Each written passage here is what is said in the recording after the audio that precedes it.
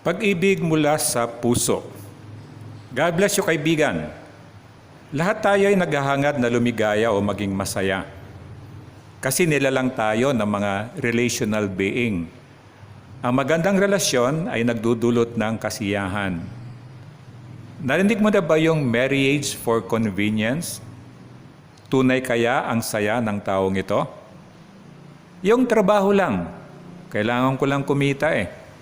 Nagiging masaya ba ang taong ito sa trabaho niya? Parang yung tanong sa mga interview sa pag-apply ng trabaho. Usually ang unang tanong, anong hinahanap mo? Pera o trabaho? Yung mga naghahanap ng pera, tunay ba na nagiging masaya sila? Sa profession o sa kursong kinuha mo? Kasi pinili mo yan kasi alam mo malaki kasi ang kaperahan sa profesyon ito. Tunay ba ang kasiyahan niya sa profession na yon na malaki nga ang kita kahit hindi niya talaga gusto yon o wala doon ang passion niya? Sa puso nanggagaling ang tunay na kasiyahan o kaligayahan. Ang tunay na kasiyahan ay nanggagaling sa Diyos. Pagkakaroon ng relasyon sa Diyos. Hindi sapat ang kilala mo lang ang Diyos o marami kang alam sa Diyos. Kundi may relasyon ka ba sa Diyos? Ano-ano yung pwedeng relasyon sa Diyos? Pwedeng siya ang Panginoon mo at tagapagligtas? Pwedeng siya yung Diyos mo at Ama? Pwedeng siya ay iyong kaibigan? Pwedeng siya ang iyong Panginoon o Hari? Pwedeng siya yung comforter, yung provider at marami pang iba. Kaya sinabi ni Jesus, ibigin mo ang Panginoon mong Diyos ng buong puso mo, buong kaluluwa mo at buong pag-iisip mo. Matthew 22:37. Sa puso nanggagaling ang tunay na kaligayahan. At banalin na nating magawa ang sinasabi ng Diyos sa John 13:34. John chapter 13 verse 34, sabi niya, isang bagong utos ang ibinigay ko sa inyo ngayon. Magmahalan kayo. Kung paano ko kayo minahal, ganun din naman, magmahalan kayo. Sa pagkakaroon ng relasyon sa Diyos, mararanasan natin ang dakilang pagmamahal niya sa atin. Magiging natural na sa atin ang mahalin ng ibang tao dahil sa naranasan nating pagmamahal ng Diyos. Natuto din tayong magmahal na katulad niya. Pero bakit malimit hindi tayo masaya? Lahat ng tao ay gustong maging masaya, di ba? Gusto mo bang maging masaya o maligaya? Ang magandang relasyon sa tao ay isang pinanggagalingan ng kasiyahan. Pero sa pagkikipagrelasyon ding ito, tayo hindi nagiging masaya kung minsan. Parang sa kasal, di ba nag-aasawa, meron nag-aasawa for convenience? Kung hindi sila nagmamahalan, tunay nga ba sila maligaya? May nag-aasawa ng dahil sa pag-ibig. Masaya ba sila? Ano ang pwede kong gawin para maging masaya ako? Natandaan mo ba gaano kadami yung neurons ng utak natin kumpara sa puso? Merong 100 billion neurons ang utak natin, pero ang isip sa puso ay meron lamang 40,000. Pero sa puso, ang pinagsisimulan ng kasiyahan. Kaya ang Diyos, ang puso din ang tinitingnan niya. Kahit dahil sa mahal niya tayo, gusto niya tayong maging masaya. Merong 4 na pamamaraan para maging masaya tayo. Una, yung buksan mo ang puso mo. Kung hindi natin sasabihin ang nasa puso natin, paano tayo maintindihan ng iba? May mga tao pag galit o merong hindi gusto, tumatahimik lang yan.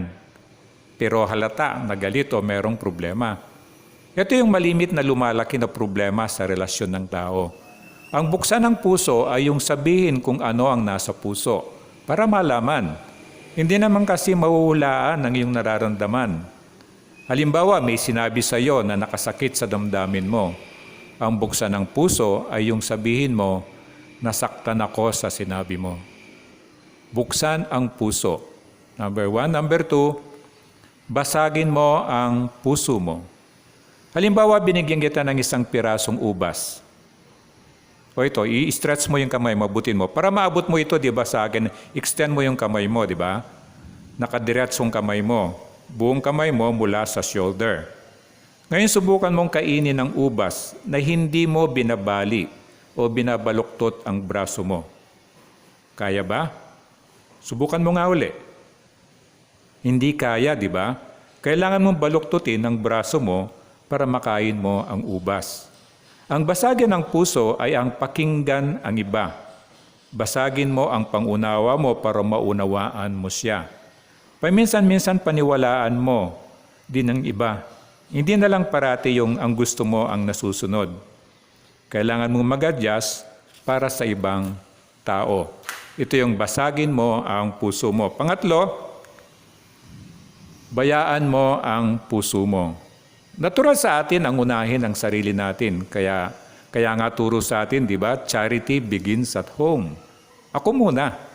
Kung mahal ko ang isang tao, ay inuuna mo ang kaligayahan niya kaysa iyo. Resulta nito ay nagiging masaya ka pag nakikita mong masaya siya. Meron pa rin tayong nakikita na mga magulang na, lalo na pag Pasko, di ba? Lahat ng mga anak ay may bagong damit, pero malimit siya ay wala. Nagiging masaya kasi siya kapag nakikita nilang masaya ang kanilang mga anak. Ito yung inuuna mo ang kasiyahan ng iba kaysa iyo. Kung minsan, kung kailangan mo pang isakripisyo ang kasiyahan mo para sa iba, ay gagawin mo. Pag ginawa mo ito, at the end of the day, ikaw ang tunay na nagiging masaya. Bayaan mo ang puso mo. At ang pang-apat, ito yung bantayan mo ang puso mo. Sundin mo yung alam mong makakabuti sa iyo at magbibigay kasiyahan sa iyo. Bantayan mong hindi ito masira sa takbo ng mundo. Ingatan mo na hindi siya makurap ng ibang tao. Merong animated movie na nagsasabi, pag hindi mo na alam ang iyong gawin, follow your heart. Sa puso lang natin kasi pwedeng tumira ang banal na espiritu ng Diyos. Sabi nga sa Proverbs 13:20, ang nakikisama sa may unawa ay magiging matalino, ngunit ang kasama ng mangmang ay nasusuong sa gulo.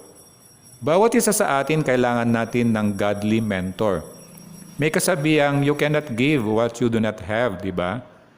Paano ka i-mentor ng isang tao na maging maka-Diyos o matalino kung ang taong yon ay walang relasyon sa Diyos?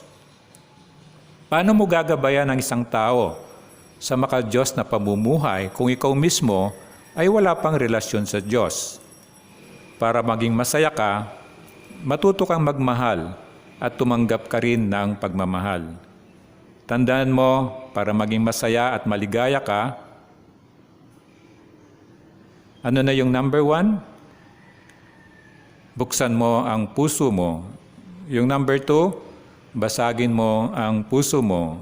Number 3, bayaan mo ang puso mo. At number 4, bantayan mo ang puso mo. Kaya diba sabi niya sa John 13:34, isang bagong utos ang ibinibigay ko sa inyo ngayon. Magmahalan kayo. Kung paano ko kayo minahal, gayon din naman, magmahalan kayo. Paano ko gagawin ito? Sabi niya sa Matthew 22:37, ibigin mo ang Panginoon mong Diyos ng buong puso mo, buong kaluluwa mo, at buong pag-iisip mo. Sa oras na magkaroon ka ng relasyon sa Diyos, mararanasan mo ang dakilang pagmamahal niya. Aapaw ang pagmamahal na iyon sa puso mo, at mararanasan ng mga taong nakapalibot sa iyo ang pagmamahal na ito. Tayo manalangin. Ama naming Diyos na nasa langit, salamat po dahil kahit noong kami ay makasalanan pa, ay minahal mo na kami. Dahil sa naranasan naming pagmamahal sa iyo, natututunan po namin kayong mahalin at ang kapwa namin. Tulungan mo po kami na basahin namin ang salita mo sa Bible araw-araw para malaman po namin ang mga tuntunin mo at para matupad po ang magandang plano mo po sa amin. Para kami po ay maging maligaya at magkaroon ng buhay na ganap. Pagpalain mo din po ang nakikinig o nanonood ng recording na ito. In Jesus' name I pray. Amen and amen.